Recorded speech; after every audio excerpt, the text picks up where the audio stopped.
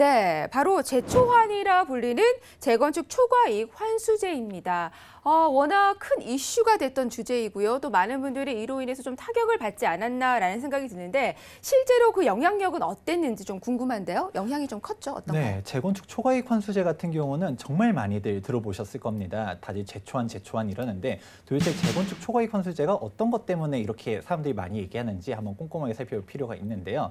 근데 재건축 초과이익 환수제를 본격적으로 얘기하기에 앞서서 한번 좀 다뤄야 되는 이슈가 하나 있는데 바로 저번 시간에 썼던 겁니다. 바로 3기 신도시 얘기인데요. 혹시 그때 제가 3기 신도시 어떻게 얘기했는지 좀 기억나시나요?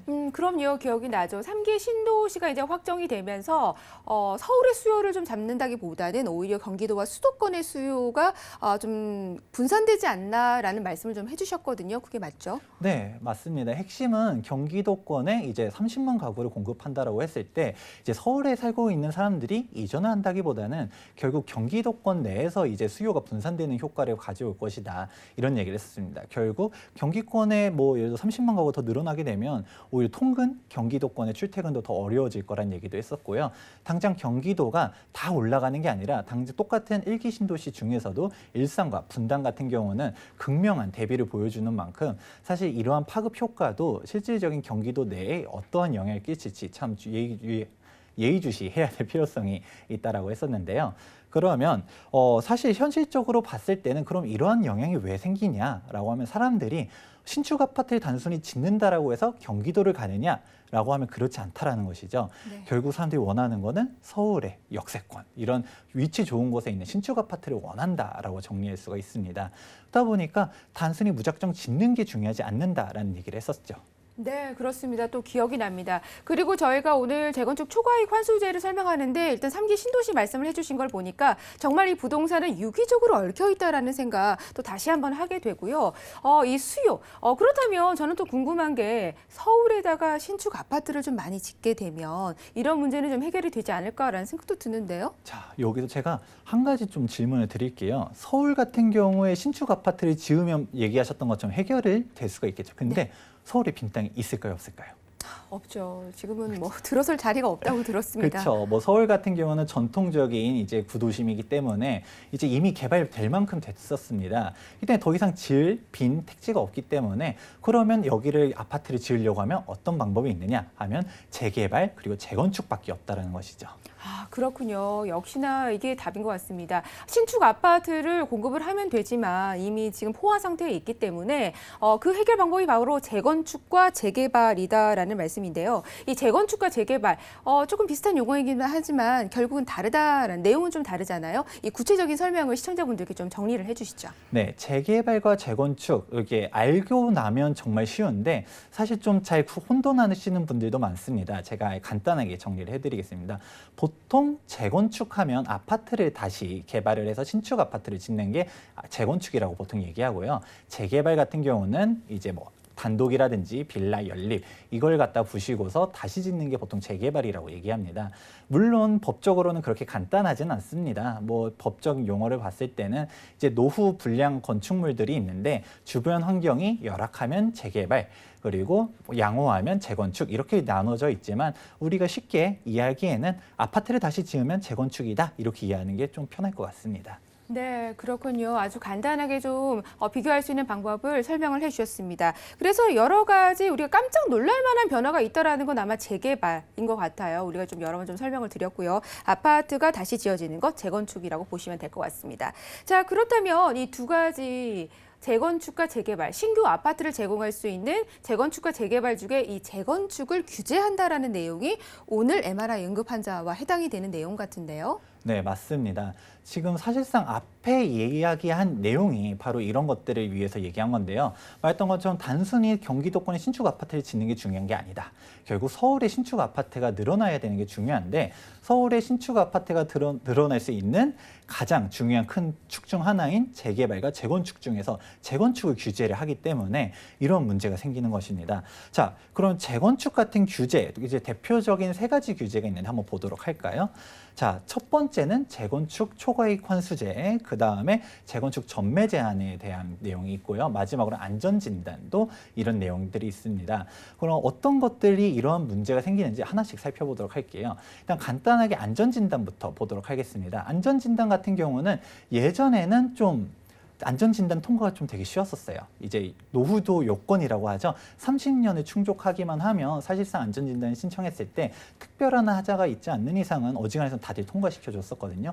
그런데 이번에 재건축 안전진단을 요건을 강화함으로 인해서 사실상 건축에 대한 이제 건축물이 부실하지 않는 이상은 뭐 어지간해서는 통과를 안 시켜주게 되는 것이죠.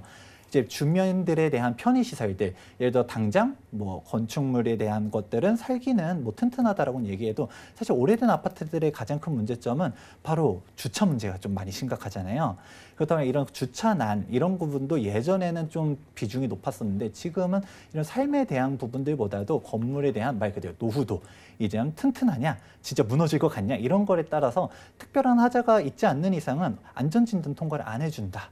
이거가 되게 좀 크다라고 할 수 있습니다. 네, 그렇군요. 여러 가지, 세 가지 지금 규제 중에서 안전진단 강화에 대한 설명을 좀 해주셨습니다. 사실은 누구나 다 신축 아파트에 살고 싶을 것 같아요. 요즘 신축 아파트는 워낙 잘 지어졌기 때문에 또 노후화된 아파트 같은 경우는 말씀 주신 것처럼 주차난이 굉장히 심하고 좀 여러 가지 환경적인 요인 때문에 많은 분들이 좀 안타깝게 생각하시는 분들이 많은데요. 안전진단 강화가 규제 중에 하나로 꼽아주셨습니다. 자, 그렇다면 이번에는 오늘 다뤄야 될 주제죠. 바로 재건축 초과이익 환수제인데요. 이 부분에 관해서 보다 더 집중적으로 좀 설명을 부탁드릴게요.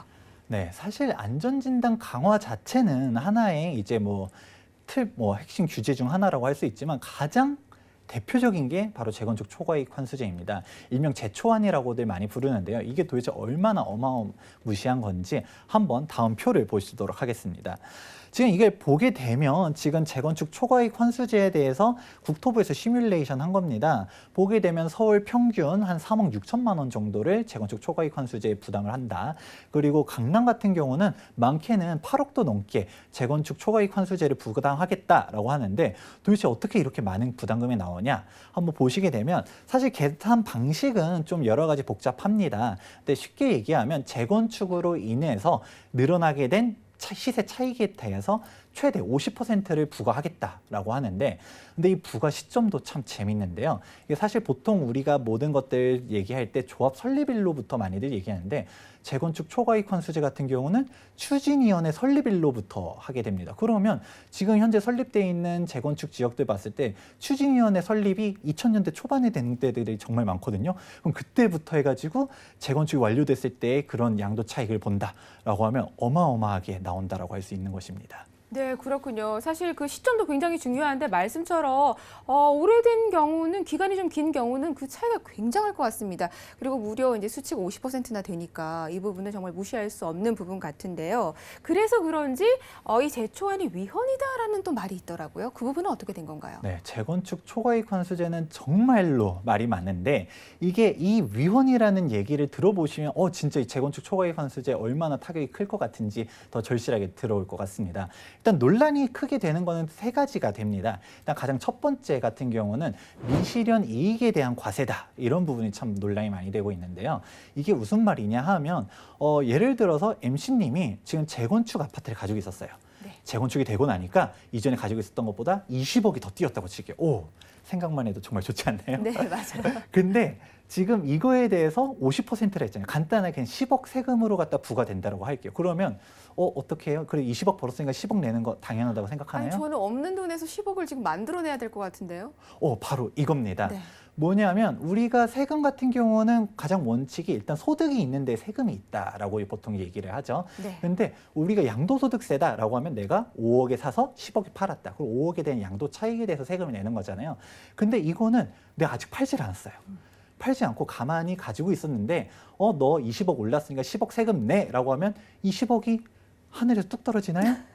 없는 돈을 가지고 하다 보니까 내가 돈이 없다라고 하면 오히려 아파트를 입주하려고 가지고 있었는데 이 아파트를 팔아가지고 세금을 내야 되는 그런 어이없는 상황이 나타날 수가 있다는 것이죠. 이게 바로 미실현 과세가 문제다 이런 얘기들도 있는데 문제는 이게 사실 세금을 냈다라고 또 칠게요. 그러면 국토교통부 아니면 정부에서 너 이거 아파트 평가액이 뭐 40억이니까 이거에 따라서 평가 금액을 생정했다고 칠게요. 근데 그때 세금을 냈어요. 네. 그러고 나중에 입주하고 살고 있었는데 한 2, 3년 지나고서 시세가 떨어졌다고 칠게요. 그럼 이거에 대해서 그러면 난 세금 40억을 잡고서 세금을 냈는데 이 세금 돌려주나요?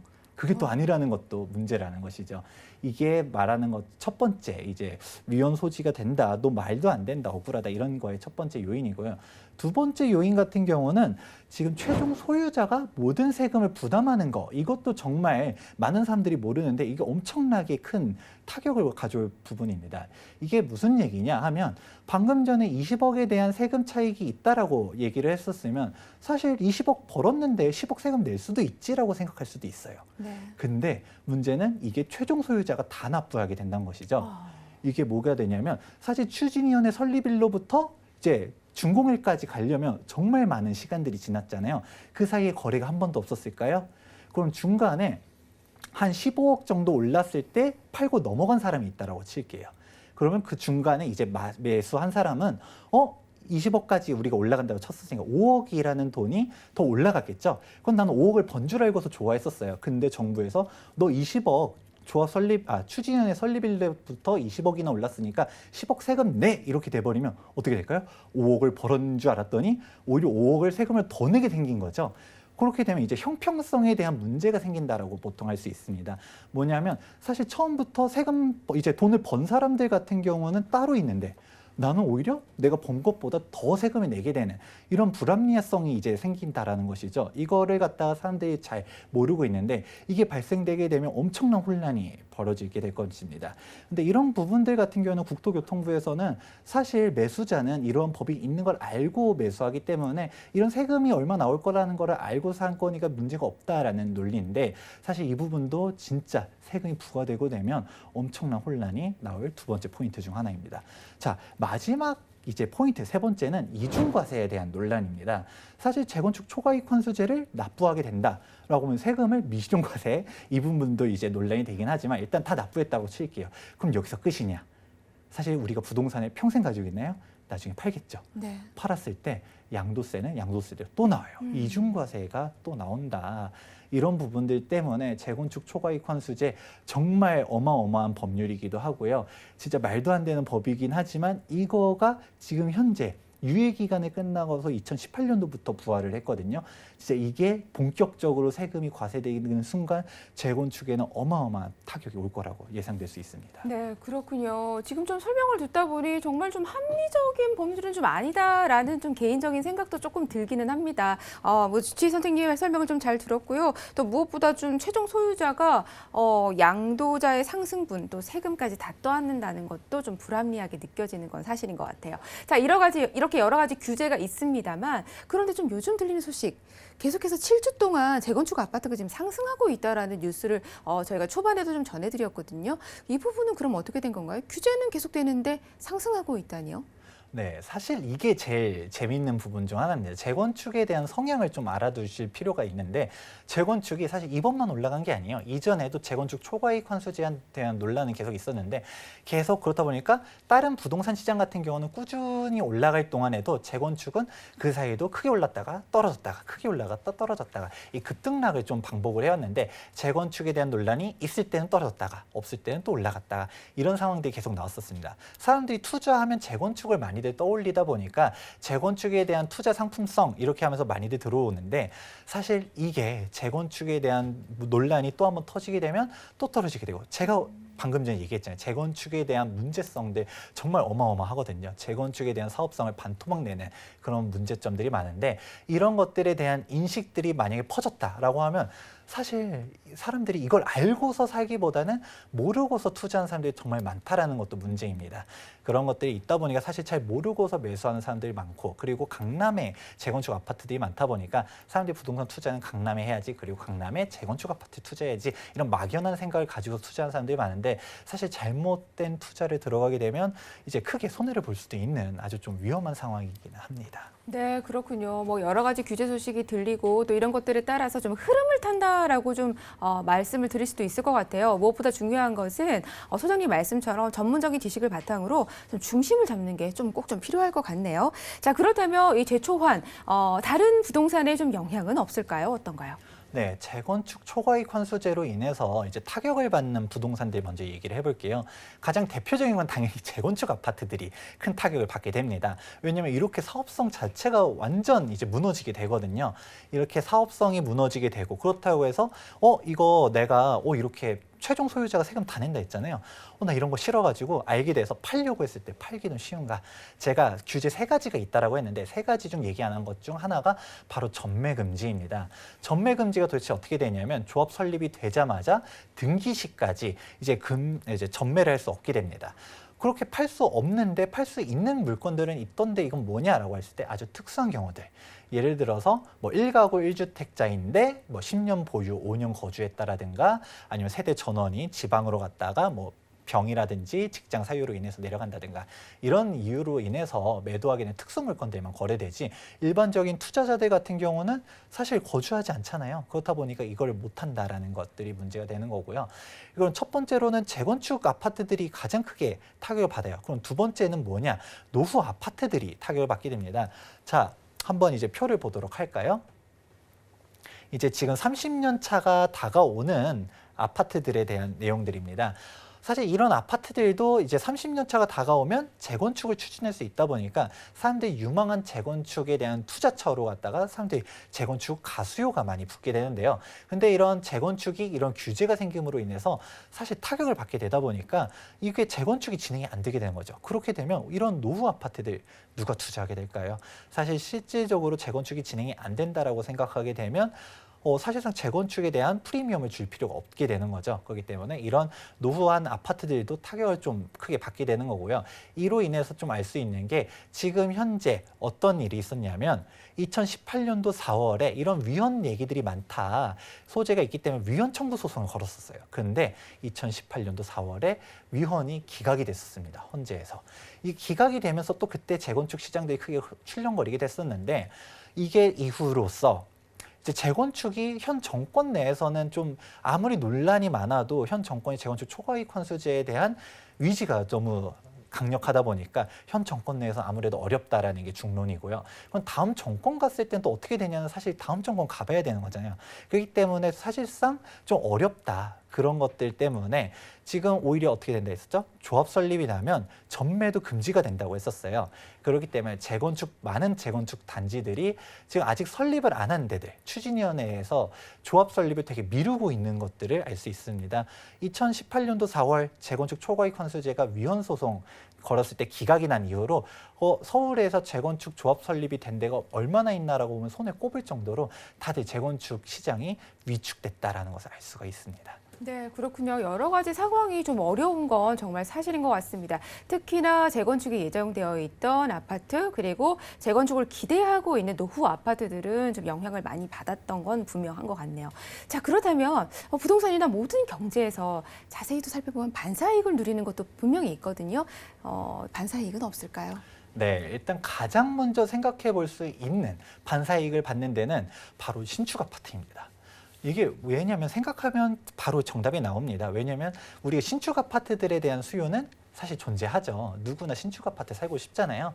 오래된 아파트에서 살고 싶어 하는 사람들은 많지 않을 거예요. 그런데 신축 아파트에 대한 공급 중 이제 큰 축 중 하나인 재건축을 이렇게 규제를 해버리면 앞으로 신축 아파트가 공급되기 쉬울까요? 어려울까요? 굉장히 어렵죠. 네, 그렇게 되다 보니까 지금 강남에 있는 신축 아파트뿐만 아니라 강북이든 어디든 신축 아파트가 희소성이 나날이 지금 높아지게 되는 그런 상황이 나옵니다. 더군다나 강북 같은 경우는 그래도 재개발이라도 있어요. 근데 강남 같은 경우는 재건축들 위주로 이제 돌아가는 시장이다 보니까 지금 강남에 9.13 부동산 대책 터지고서 뭐 5억도 떨어졌다 이런 기사들이 있었었잖아요. 근데 그런 데가 어디냐라고 찾아보면 오래된 아파트들 아니면 재건축 아파트들이 그렇게 떨어졌지 뭐 강남의 가장 대표적인 신축 아파트잖아요. 반포 아크로 리버파크가 5억씩 떨어졌나? 살펴보면 그렇게 안 떨어졌다는 것이죠. 사실 실질적으로 강남에 있는 신축 아파트에 대한 수요는 오히려 공고화되는 그런 상황이 나타나게 되는 것입니다. 네, 그렇군요. 그렇다면 계속해서 신축 아파트의 희소성은 굉장히 커질 것 같아요. 그렇다면 신축 아파트들을 우리가 공급받을 수 있는 루트는 재개발밖에 없을 것 같은데요. 그런가요? 그렇죠. 그 방금 전에 MC님이 얘기해 주신 것처럼 재개발, 재건축이 서울의 신축 아파트를 공급해 주는 루트라고 했잖아요. 근데 재건축을 꺾어 놓다 보니까 가장 반사이익을 받는 게 바로 재개발입니다. 지금 서울 시내 정비 사업들이 쭉 있는데 지금 재건축들이 이제 진행이 잘 안 되다 보니까 재개발이 이제 향후 신축 아파트 공급으로서 유일한 투자처가 되게 돼버리는 건데요.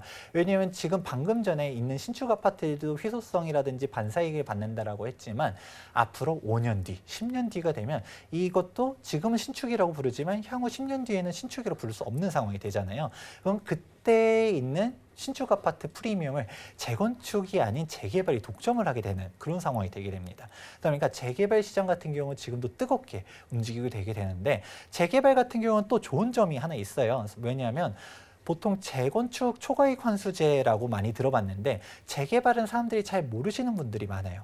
그래서 재개발도 초과이익 환수제 있는 거 아니냐라고 물어보시는 분들이 있는데 없습니다. 말 그대로 재건축 초과이익 환수제이지 재개발 초과이익 환수제가 아니거든요.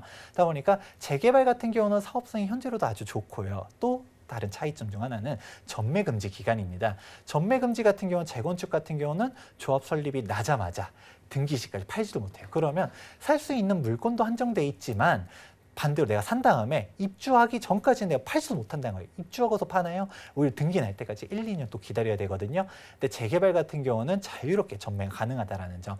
물론 파리 부동산 대책 나오면서 규제가 하나 나오긴 했습니다. 한번 보시게 되면 조합원 지위 양도 금지에 대해서 재개발도 있긴 합니다. 관리 처분 인가 이후로부터 등기 시까지 전매 금지가 나오긴 했지만 자 위에 한번 표를 보시게 되면 2018년도 1월 24일 이후 사업 시인가를 신청하는 단지들부터 관리처분 인가가 났을 때 적용하다 보니까 현 시점에서 모든 재개발 지역은 지금 전매가 자유롭다라는 게 지금 현재 매력 포인트 중 하나라는 것이죠. 네, 그렇군요. 방금 질문의 답변은 이제 두 가지를 좀 기억하셔야 될 것 같습니다. 신축 아파트의 희소성, 그리고 반사이익을 보는 재개발에 좀 투자나 좀 눈여겨보실 필요가 있다라는 말씀 해주셨습니다. 전매 기간이 없다라는 것도 포인트로 짚어주셨네요. 자, 그렇다면 좀 궁금한 게 재건축을 지금 꽉 막아놨어요. 뭔가 좀 손실 구멍이 한두 개 정도는 있지 않을까라는 생각이 드는데 좀 피해갈 수 있는 방법은 전혀 없을까요?